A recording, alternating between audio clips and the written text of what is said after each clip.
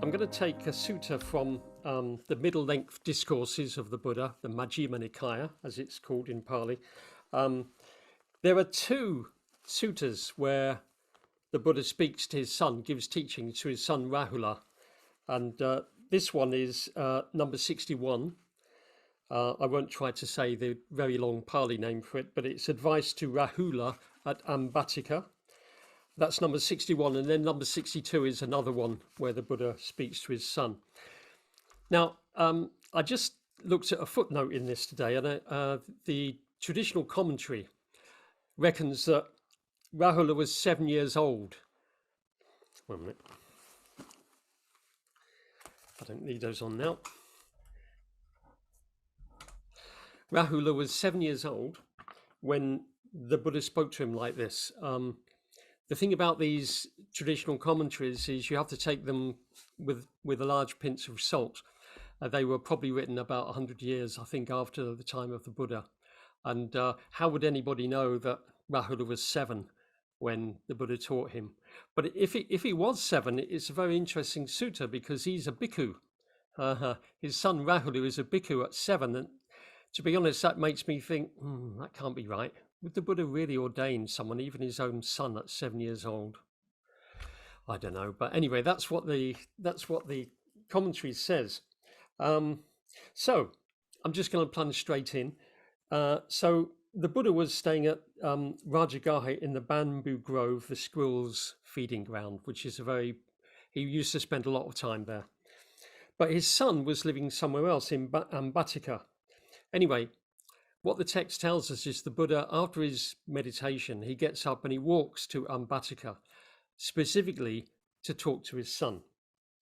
And as is usual in these kind of setups, his son Rahula gives his dad, the Buddha, some water to wash his feet, and the Buddha washes his feet, and then he doesn't throw the water away. He's going to give his son Rahula a teaching using this water. So he says, Rahula, do you see this little bit of water left in the water vessel? And he does.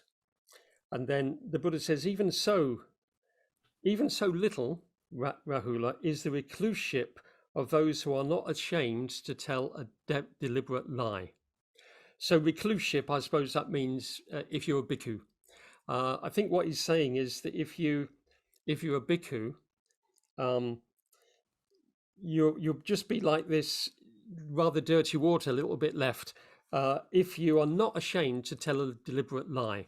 Now, it's interesting because the Buddha doesn't say, if you tell a lie, then you're not worth this. He says, if you tell a lie, a deliberate lie, and then you're not ashamed of it, which is a different point, isn't it? So, and then he does it a few more, he does a lot with this little bit of water here. Then he threw away the little bit of water that was left. And he says, do you see that little bit of water that I just threw away? Yes, he does. Even so, Rahula, those who are not ashamed to tell a deliberate lie have thrown away their recluseship. You could say thrown away their monkhood, their ordination. Then he says, he turns the bowl upside down, and he says, do you see this water vessel turned upside down? Yes, he does. Even so, Rahula, those who are not ashamed to tell a deliberate lie have turned their recluseship upside down. One more. Then the Blessed One turned the water vessel right way up and again asked him, do you see this hollow, empty water vessel? Yes, he does. Hollow and empty, Rahula, is the recluseship of those who are not ashamed to tell a deliberate lie. So we'll just stay with that for a little while because it's very interesting from a number of points of view, really. First of all, the Buddha gets up after his meditation. He walks, I don't know how far it is, to where his son is staying, and then he starts giving him this teaching. And he uses this bowl, which is very interesting because the Buddha was quite creative with teaching, and he must have just thought, I'll use this bowl to make my point, which he does. And it's also very interesting because a few years ago, I did a little bit of study, or reading at least, around oral societies. You know, the Buddha probably lived in an oral society. Maybe a few of the Brahmins knew something of writing and so on, but it seems that the Buddha never ever wrote anything down, as you know. So he lived in an oral society. So I looked into this, and one of the interesting things about oral societies, as opposed to literate societies, is that, well, let's start with literal societies. We know how to abstract. We can think abstractly. People in an oral society cannot think abstractly. This has been proven with research. So, for instance, there was a man from Russia called Abramovich, no connection with the ex-Chelsea football club owner, I don't think. But anyway, his name was Abramovich.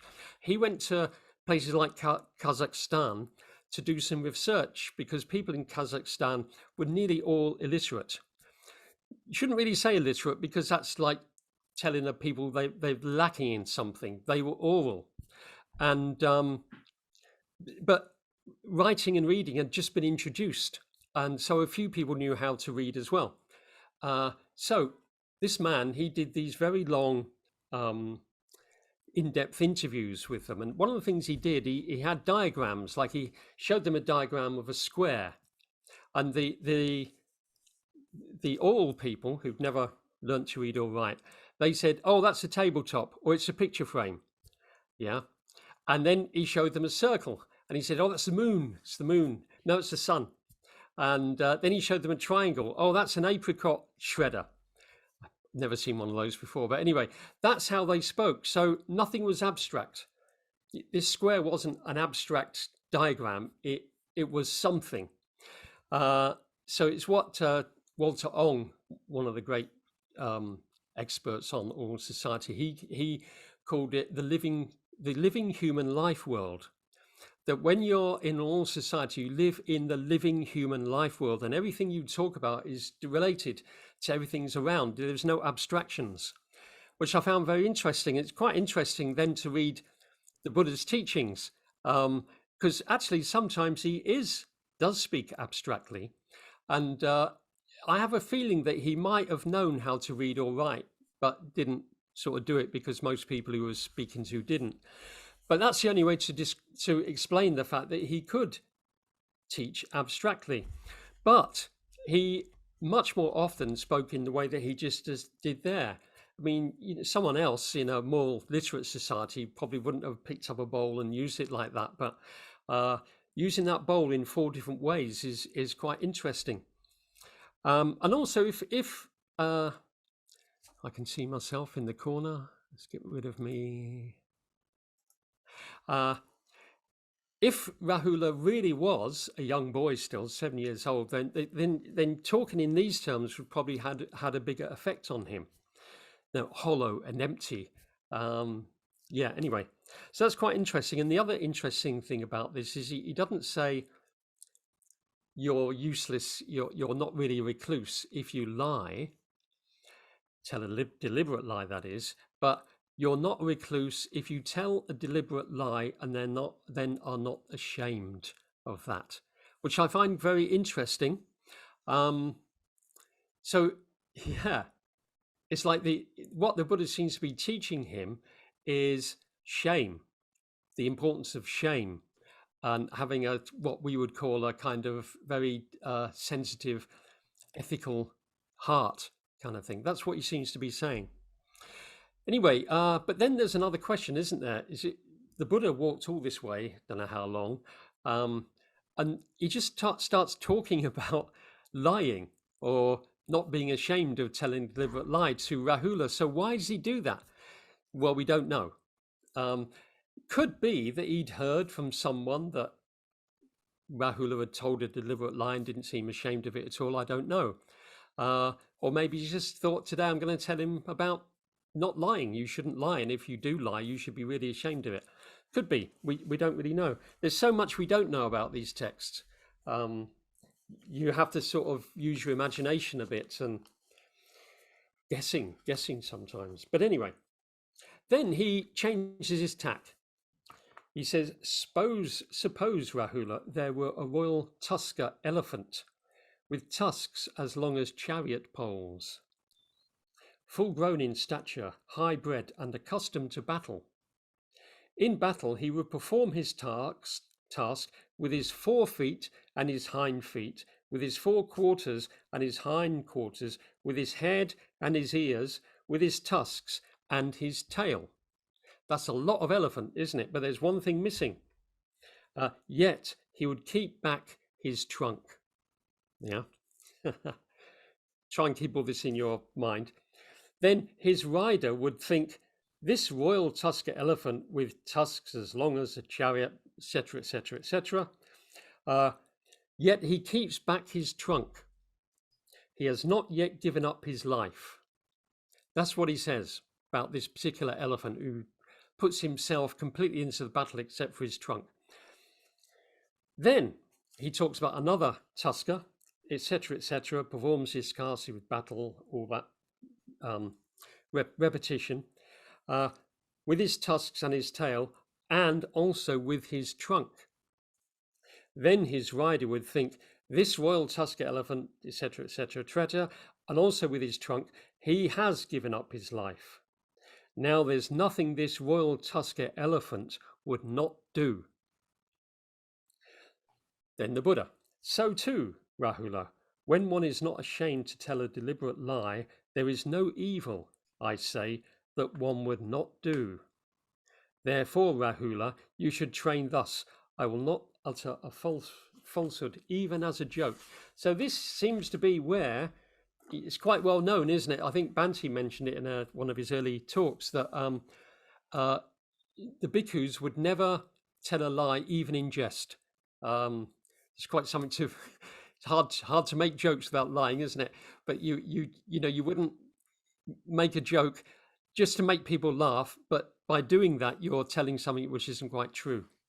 So this is very interesting as well. So now we're moving from the living human life world of the bowl that the Buddha washed his feet in to an elephant. Now, of course, Rahula would know all about elephants, and so this would make complete sense to him. So I don't quite fully understand the analogy here.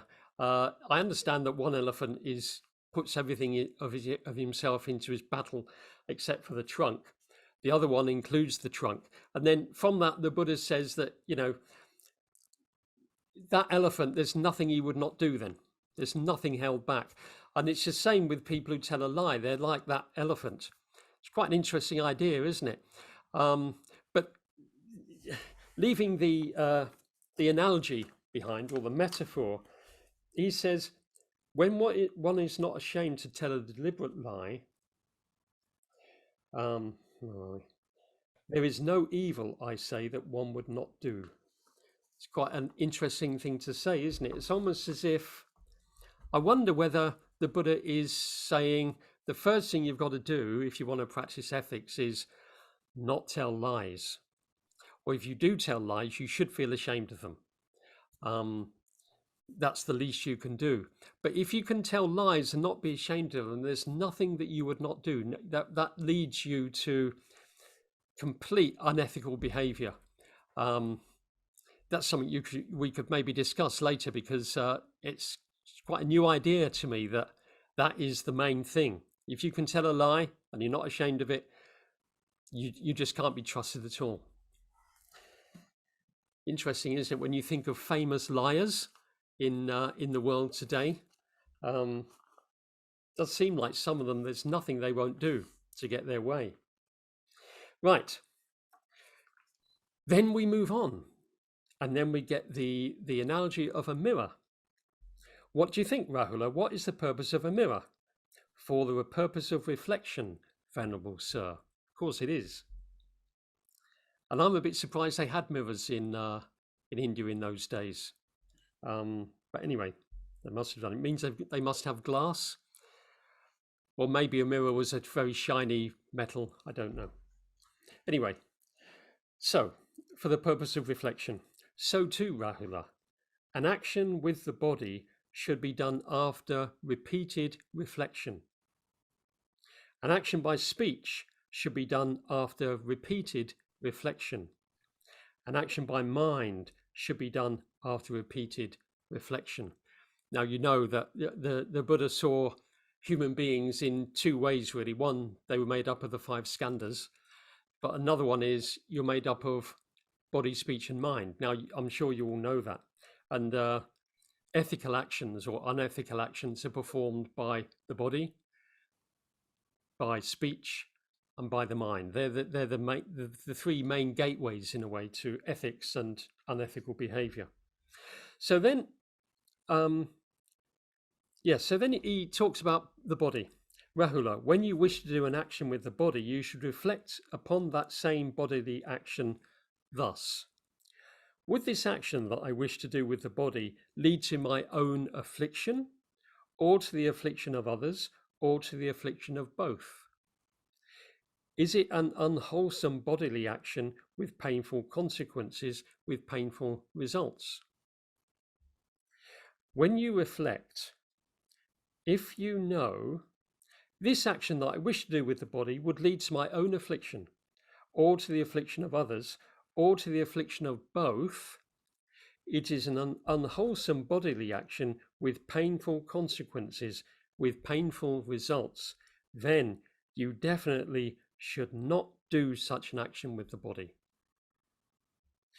But conversely, if you know this action that I wish to do with the body would not lead to my own affliction, or to the affliction of others, or to the affliction of both, it is a wholesome bodily action with pleasant consequences, with pleasant results, then you may do such an action with the body. That's rather a long thing, but I hope you managed to stay with me on that. So basically, he's teaching his son, however old he is, to reflect on his ethical behavior. It's quite an interesting thing because, as you can probably guess, we're going to get, that was the body, then we go through the speech, and then we go through the mind in the same kind of way. And he doesn't teach him the precepts.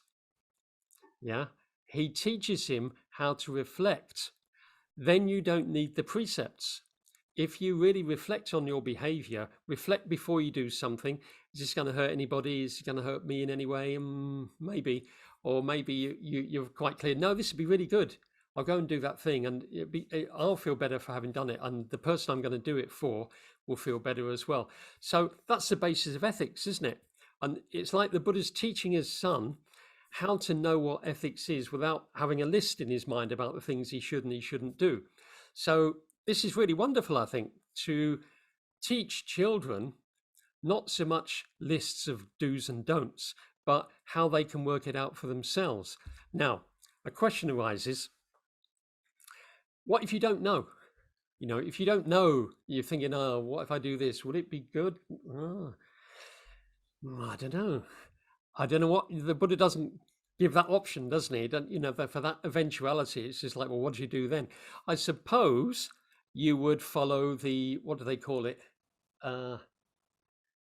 The something principle, the precautionary principle, which the Buddha did not know anything about in those days, of course. But anyway, that's what you should do. You should reflect before you do anything. That means you've got to really, you know, we hear a lot about mindfulness and so on. And usually because of the secular mindfulness movement, we think of mindfulness all being about the present moment, which it isn't actually. Well, the kind of mindfulness the Buddha taught isn't. Here he's talking about the future. You've got to be mindful of the future. What about if I do this? Will it have bad results? Will it have good results? And for me and others, remember, not just for others, but for me and others. So that's what you got to do before you do anything. And now, does he say this? No, that comes later. Okay, that's enough on that. And then the same with speech.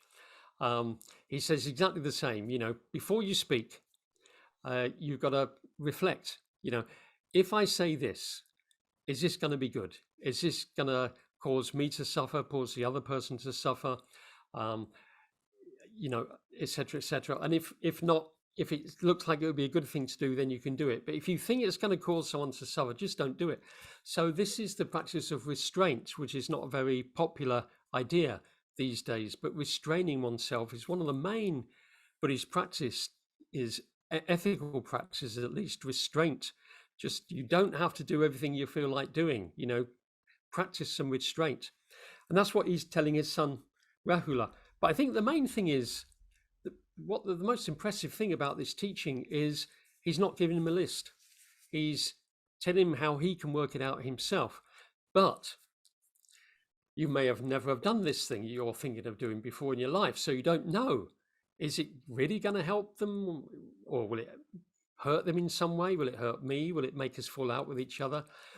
I don't know. So, well, you've just got to make a decision then, haven't you? You've got to make a judgment, and then you do. But then comes the next teaching. Also, Rahula, while you are doing an action with the body, you should reflect upon that same bodily action thus. Does this action that I am doing with the body lead to my own affliction, etc., etc.? So the first one was reflecting before you do something. The second is, okay, you're doing it now, but carry on reflecting. Keep on reflecting, because you don't really know yet whether this is going to be a good or a bad thing. Or maybe you weren't sure beforehand, but now you're in it and you're doing it. So now really be aware. Is this going to work or not? Will this be good for me, good for the other person, or the opposite? So that's what you have to do. You reflect beforehand, and then you reflect while you're doing it. There was years ago, I helped someone with their teacher training studies that they were doing, and so I had to look up a few people, some well-known educators, and I can't remember the name of this man, certain educator, but his main contribution to education was to talk about reflection. And he said, you've got to reflect on your teaching that you've just done. Yeah, you always reflect. Once you've done a class, you'll reflect on it. How did that go? It went a bit wrong there, why, and so on. But that's reflecting on. But then he also said, and you've got to reflect while you're teaching. So that's reflection in action, you could say. And so the Buddha's got a similar kind of thing here. Reflect beforehand, but don't stop reflecting. Keep on reflecting all the way through you're doing this action with the body. And then you can probably guess what's coming next. Also, Rahula, after you have done an action with the body, you should reflect upon that same bodily action thus. Does this action that I have done with the body lead to my own affliction, etc.? So afterwards as well, once it's all happened, then it's a really good practice to think, how did that go? It actually worked okay, didn't it? So I think it could be a good thing to do again. But basically what he's teaching his son to do is learn by trial and error. He's not giving, as I've said, he's not giving a list of things you should and shouldn't do. He's saying you can work it out for yourself. Just in the human living life world, think about something before you do it. If you think it's a good thing to do, okay, do it. While you're doing it, carry on thinking. Is this a good thing to do? Let me just watch this, what happens. Then afterwards, review it. Should I have done that? Well, it seemed to be okay. It's probably one of those things where there's never a yes, no answer. Kind of worked okay, but she was a bit upset by that. Maybe I could have done it differently, and so on. So that's his teaching to Rahula, which is a really good one. And he does the whole thing with body, speech, and mind. And then he finishes with this. Rahula, whatever recluses and Brahmins in the past purified their bodily action, their verbal action, and their mental action, all did so by repeatedly reflecting thus. Whatever recluses and Brahmins in the future will purify their bodily action, their verbal action, and their mental action, all will do so by repeatedly reflecting thus. Whatever recluses and Brahmins in the present are purifying their bodily action, their verbal action, and their mental action, all are doing so by repeatedly reflecting thus. Therefore, Rahula, you should train thus. We will purify our bodily action, our verbal action, and our mental action by repeatedly reflecting on them. This is what the Blessed One said. The Venerable Rahula was satisfied and delighted in the Blessed One's words. So that's the text. And I think I've probably said everything I need to say on it.